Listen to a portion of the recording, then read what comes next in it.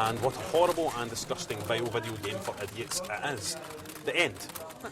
Hello, you've just caught us right in episode 15 of Series 19 of videoGaiden, available now at www.bbc.co.uk/videoGaiden.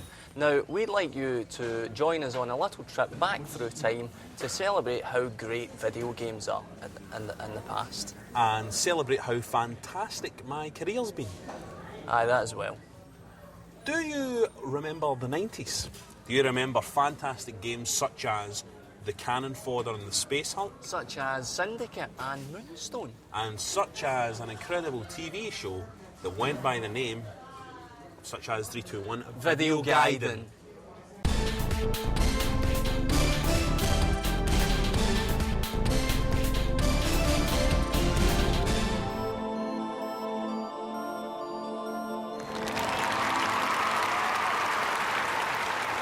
Hello and welcome to videoGaiden. In this series we're going to be guiding you through the hottest games to come out and the hottest dames to stay in with us. We're going to be sucking on the biggest hits in the game shop, and these ladies here are going to be sucking on the biggest hits in the Wally shop. That's terrible, that's... Now it's time to go over to the review consultation zone. See, if I did open a Wally shop, would you come and shop and I'd get a discount? No. Have you ever been to a Wally shop?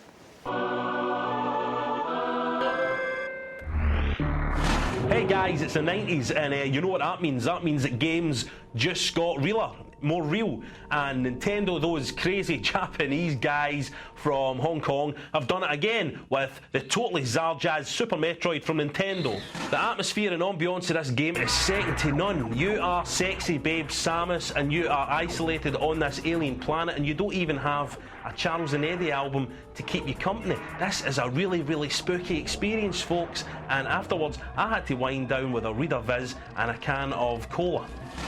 Man, the graphics and sound are totally scrotnig on this effort, but it's the way the game plays that really got me sweating so hard I had to take my denim dungarees off.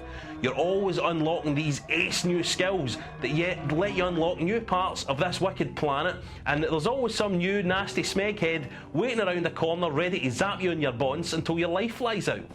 This game is big. Is it difficult? Pfft, most deaf, man. Most deaf. You're going to be staying up way past your bedtime, huddling under your duvet, shining a torch on your SNES controller, hoping that your mum doesn't come up to check on you before News at 10 starts. Now, we hear the term instant classic thrown around too much these days, boys, but let me tell you this game is totally mega and off the hook. Let me lay down some boring facts for you. Super Metroid displays a purity of design that's so often lacking in the market these days. Yeah, this market full of mindless beat-em-ups and action games.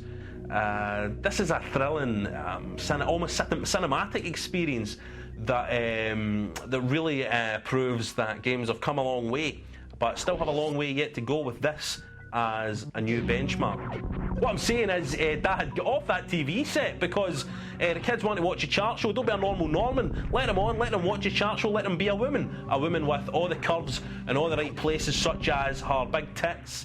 This game is a 95%, and believe me, that's hotter than Kathy Dennis and Betty Boo writhing and screaming together naked in the same grave. More reviews later. Now it's time for the Gaming Celebrity Challenge Consultation Zone. Please welcome gaming hotshot and the man voted by Company magazine the most eligible of all the bachelors, Mr. Games Animal Dave Slick Rick Penny. Here he comes. Hello, Dave. My name is the impressive sea creature. I've passed the test. I've got 10 stripes on my face. And why is it they call you Slick Rick? Is it because your name's Dave? OK, Dave, you are the challenger. Beat that level. Best of luck. Now, in order to beat this level, Dave is going to have... he's died. He's just died. That's it. It's over. It's over. It's done. It's a bombshell. He's dead. I have been stitched up. That's not the type of show this is, my friend. What's your explanation for your woeful performance? I want another shot. Otherwise, I'm going to transform myself into a jet and fly off into the sun and explode the universe. Well, go and do it then, you old bastard. Go on. Do it. Oh, Tom, We'll go on, film away it. go. Do it. Turn into a jet. Do it. I've changed my mind. Yeah. Dave Perry. Brilliant, eh?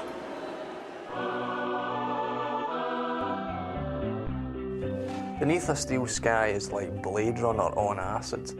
It's a point-and-click adventure game for Commodore's Amiga and on DOS. We had the pleasure of playing it on the Amiga, playing all 13 discs of it on the Amiga. We were changing discs almost as often as Prince changes his name. You're set down on a crazy but stunning cyberpunk vision of an Orwellian metropolis techno future on acid, but somehow it still manages to stay as English as a mug of beer and a summer pie. You play as Robert Foster, a man on the run from the man. His only friend is Joey, who is, if you can believe this, a circuit board. Believe me when I say this is not the only time that comedy comes into play in this game. The gameplay is strong, the graphics are phenomenal, but the script is as witty and sharp as Tony Slattery, not on acid. The cleverest thing about the gameplay in this game is that you're not just concerned with cracking the environment using objects.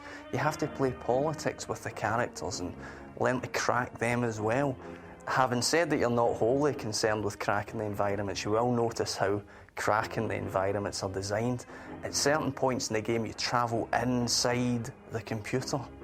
And that has to be seen to be believed. It's some pretty trippy stuff. The guys must have been sniffing some seriously good crystal meth to come up with that idea. It looks like Tron gone wrong on acid. As much as you'll be sold on the variety and quality of the soundtrack used within Beneath a Steel Sky, and as much as I can appreciate that it helps the comedy side of the game, I couldn't help but feel that it would have benefited from a more modernistic sound to lend some attitude to the experience. Blowing down some fascist doors with plastic explosives while some hard acid house or 2 Unlimited blared at you would have given this some serious balls on acid. It's a huge and engrossing game though, and one that's well worth buying a hard drive extension for. Let's hope the mature nature of this game marks a change for the way that developers think about their audience, and let's hope we get a sequel to this soon. If I wasn't so on acid right now, I would give this a very high review. A pathetic waste of code. And a pathetic waste of life. Thank you for watching www.bbc.co.uk/videoGaiden. Hello again.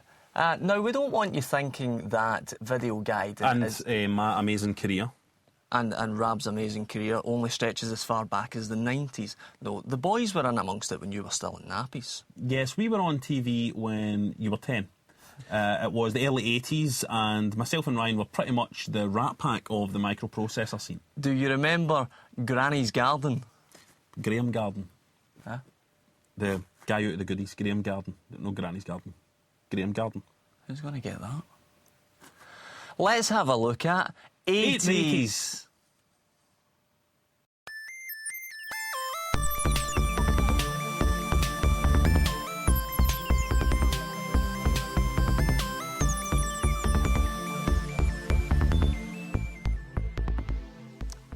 Hello and welcome to videoGaiden.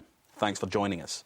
Tonight we're going to be looking at the newest computer entertainment software and the new coin-operated video game machines you can find at your local arcade emporium. But first, my assistant presenter Ryan has discovered a brave new world inside a computer entertainment machine. Thank you, Robert. As I'm sure you're all aware, we're living in an increasingly technological age. From the Sony Walkman to the electronic tape measure, technology is an ever-present part of our reality. This has led 2 young brothers from Berkshire to pose the question, what if technology was to actually become our reality? Well, I must say that looks like a very, very complicated helmet. Indeed it is, Robert. This is titled a virtual reality helmet, and it was invented by the Dreadful Brothers. Why don't you insert your head into it? I think we'd all like to see that. Well, wish me luck. Oh my. There's a delicious apple. And there's a lovely a lovely yacht. And there's my naked body. Oh, yeah. Oh. This afternoon, earlier in the day, I went to see the Hollywood blockbuster movie, Trom.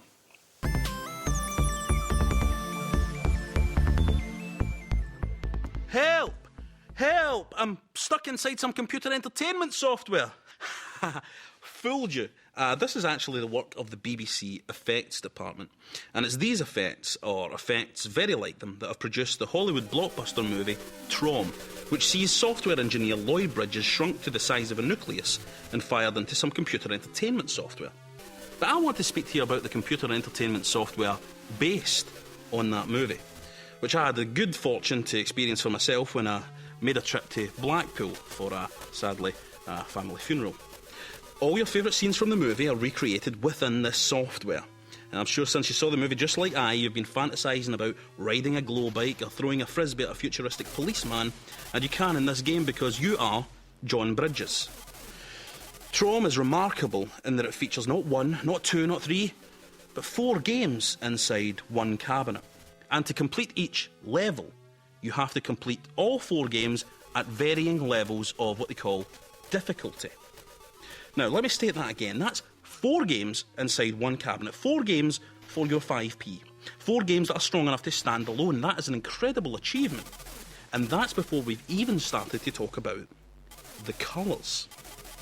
Trom displays an incredible array of colours, utilising every bit of grunt that modern software computer entertainment technology circuits will allow. It's no exaggeration to say that this software looks even more real than the movie itself. Now, when you take into consideration that stark reality and the fact that there's 4 games in one cabinet, that is 4 games in one cabinet, this is an incredible leap forward for software computer entertainment. One can only dream that someday we may be experiencing scenes like this in our own homes. Just one word of warning though, this stark realism and these vivid colours may be too much for some people. Indeed, after burning through 20p on this machine, I was violently ill from both ends and had to be carried from the arcade by my wife and 2 daughters into the fresh air and ultimately rolled into the sea. Ryan?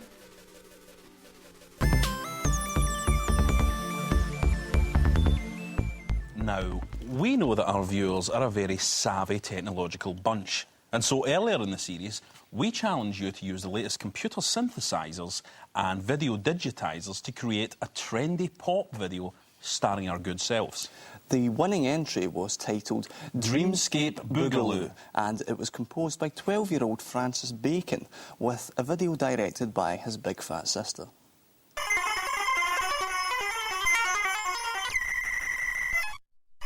That's a very rhythmic beat there, actually. Yeah. Oh, trendy. I think my taxi's arrived. Ryan.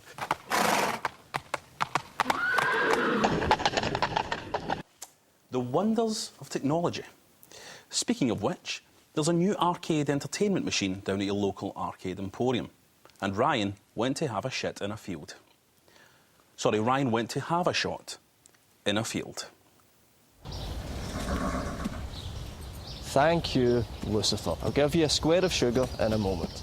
Now, the idea of using an actual joust within an arcade entertainment simulation booth cabinet, I'm sure you'll agree, is a very dangerously exciting one. Not to be outdone, the boffins at Williams Electronics have decided to take this a step further. Computer boffins, eh? They have got too much time on their hands. No, Williams Electronics brings us a truly life-changingly exciting artificial experience, because not only does your character use a joust in the arcade game Joust, but he rides around not on a horse, but on the back of an ostrich. Oh, wonderful boffin humour. The reason for this madcap idea of having a night on the back of an ostrich is to allow Williams Electronics to take us to heights that could previously only ever be dreamed of. What's that, you say? Ostriches can't fly. Look again on screen now. I think you'll find you're incorrect. Not only can they fly, they can also move left and right. This is a key mechanic of Joust, for you see, you're not alone. Enemy knights, lava trolls, and even pterodactyls inhabit this wondrous death zone. We here at videoGaiden decided to look into how much it would cost to make Joust the motion picture adaptation, and the results were staggering. Because of the fantastical location and the huge array of cast within Joust, we calculated that it would be somewhere in the ballpark region figure of £20,000. Now that's a lot of bananas. Somehow, don't ask me how the team behind this astonishing game have managed to code actual gravity into the game. For you see, if you stop clicking the flat button, your man that you control will fall down the screen, and you also manipulate this flat button to win your battles. You manoeuvre your brave man to a higher position on the screen than an evil knights and take their heads. When they die, they'll take the form of an egg, and you must eat that egg before they hatch as even faster, more deadly evil knight men. There are 3 different types of men: the bounder, the hunter, and the appropriately named Shadow Lords. All this is not everything Joust has to offer. Next week on the show, I'm going to be talking you through the single most incredible aspect of this game, the aspect that it is a 2-player game. Can you actually believe that you will be able to compete to see who can get the highest number against someone other than yourself? That's next week. Joust, don't forget to miss it. Lucifer! Just listen to my human voice. This game is a disgusting, useless pile of crap. This game made me violently ill in my bed, and the guys who made it, I'm going to kill them. And cut. Hi, time to fast forward now to the early 2000 years, a time when, believe it or not, www.bbc.co.uk/videoGaiden didn't yet exist. It was an era of short skirts, pints of beer, kissing, raunchiness, and some dirty things. It was a time of attitude, a time of teenage rebellion, a time for looking at people's bums and swearing at your mum. And it was also a time of truly great video games such as Conker's Bad Fur Day, such as Metal Gear Solid 2. Such as The Longest Journey, such as Grand Theft Auto 3. And that was only a review of the advert for Grand Theft Auto 3. Back then, videoGaiden was... videoGaiden starring Rab. videoGaiden starring Rab was there to cover it all. Yes, and this footage coming up is extremely, extremely sexy. So if you're offended by the sight of your own erection, I would turn over and watch The Green Mile on Channel 4 right about now. I don't know why you're not watching that anyway. It's a really good film. Why are you not watching The Green Mile? That's what we're watching. Let's go.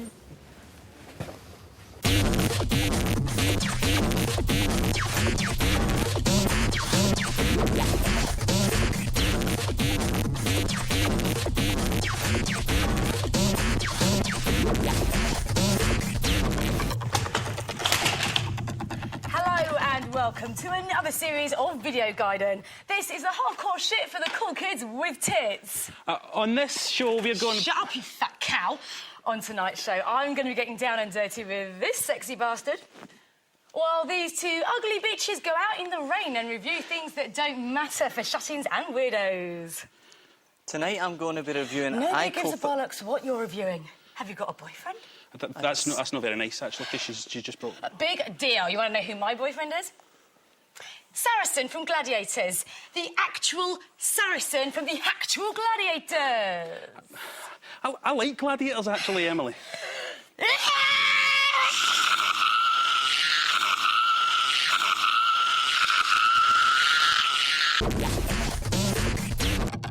Many people don't understand video games. They don't understand why some like to be considered as gamers. And they don't understand that because they've never been affected by a video game. If they could only see or feel what it is that a game can sometimes do, if they could see those true ideas that manage to filter their way through all the different layers of the game's making process and arrive to you, the gamer, still intact, that's an experience that's very difficult to find anywhere else. Ico is for the PlayStation 2. It's a game, but there's no energy bars or inventories or hubs or collectibles or power-ups or, well, you know, you get the idea. Ico is simple, it's uncomplicated, but it is a puzzle platformer. It is a puzzle platformer, and yet to call it that and only that would be a ridiculous injustice. Because Ico is astonishing. Its storyline begins like this. You control Ico, a 12-year-old boy who has been imprisoned and left to die. And you quickly meet Yorda, a young girl whose background is unknown to you and whose escape has been prevented by a dark sorceress and her dark spirit minions. The power Yorda possesses is your only means of escape. She's your key, so you have to protect her and help her through. So that's your motivation. You escape from your prison and be free before the darkness catches you. This game is... it takes a part of you. As you're getting on with it, it feels like the game is working with you, because Yorda is as much a part of the game as those demons. So it's got you. Because you need it. Because you need her. It tightens its grip on your heart and it makes you love it. And then it's done. It's done, but you're still bound to it. You'll never forget it. Or will you? Just because it's beautiful and you loved it. Who's to say that's enough? Maybe it's just done. While it lasts though, it's as close to perfect as you can wish for. Ico's art design and immersiveness is so superior to other games that it shames them, makes them seem primitive. Its subtle gameplay is a true joy, and the puzzles are so incredibly well crafted and realised, and the way your relationship with your companion grows through the course of your escape is a work of pure genius. The feeling of horror at realising Yorda has been taken is only ever equalled by the feeling of relief when you manage to fend off these demons or escape from them. It's such a perfectly balanced game. Light and dark, boy and girl. Ico is one of the most wonderful and beautiful games ever made, and doubtless it's one of the most wonderful and beautiful games that ever will be made. I'll spend the rest of my life wishing that I could experience this again for the first time. If you don't know why people love video games, play Ico for the first time. But I will warn you that it's too brief. But that's just how it has to be.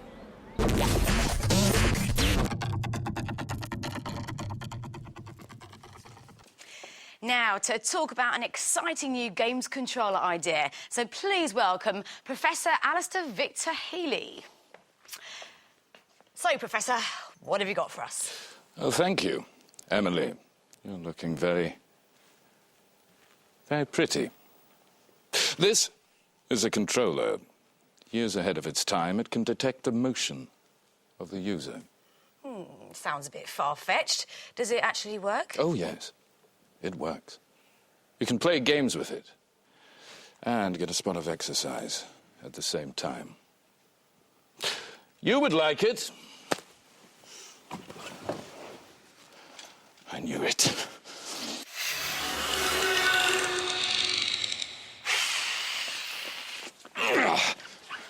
Down, seductress! Down, succubus! Lie still! Lie still, you evil sexpot! Oh, Todd, forgive me.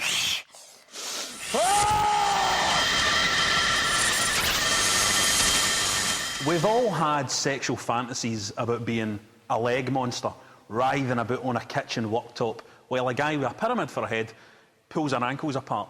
Well, now we can experience that for real on our PlayStation 2s with Konami's Silent Hill 2. Now, I know you're all want to know, is it scarier than the first game? Well, it's scarier, by the way, it's far, far scarier. But that's not what interests me about this game. What interests me about this game is the fact that the team behind Silent Hill 2 have managed to get right what so many others have tried and failed to do. Storytelling in games. This is it. This is how you do it. No, no, no. I'm not saying that Silent Hill 2 is a brilliantly written game. The dialogue remains clunky and silly and unnatural in places, and from some characters the voice acting is impossible to take seriously. But here's the thing. Everybody who worked on this little beauty knew exactly what they were gunning for. From level design to character design to sound design, they all knew the universe they were trying to build. When you strip it down, the plot of this game and the motivation behind the lead character takes you into some very, very mature territory. This is a game that's been built from the feel up. How do you feel if you're this guy? How do you feel if this is happening to you? How do you feel if you've done this thing? And from there, the game is built, piece by terrible piece, around this character, around you, until you're trapped inside. Let no one spoil any of Silent Hill 2 for you. It's a game that has to be pored over, ideally alone, a game that has to be felt and feared. It's a game that resonates on a different level from any other game we'll ever cover on this show. By halfway through, it barely even feels like a game. It's like a dance, drawing you on, drawing you in. You're compelled by it, but you're begging for it to end. And thus, again, the story is told. I'm looking for... Not through chatter and not through exposition, but through its psychological impact on the player, placing you in Silent Hill. I fully expect that in years to come, people will look back on Silent Hill 2 not as a scary horror game, but as a masterful piece of storytelling within the video game field. A truly landmark moment. This is a game designed by human beings. Designed by creatures who understand the basics of the concept of death and are terrified. That's the story that this game successfully tells.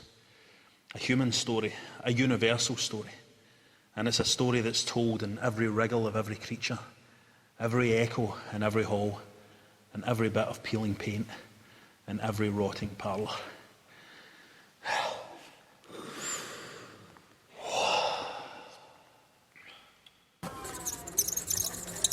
There you go, darling. Listen, that's not my phone number, by the way. It's my dentist. Give me a ring. Your breath stinks.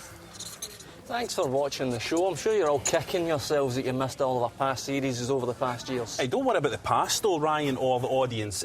This is the golden age of gaming. Right here, right now, we're in it. And videoGaiden is still covering it all. This is the golden age. And we are the golden boys, such as me, Rab Florence. And such as I'm still Ryan McLeod. And our wee web address is going to pop up here. Why don't you come and visit it online on the web right now? Very slick. Okay. I'll be up now. More hits, more money for the Gaiden boys.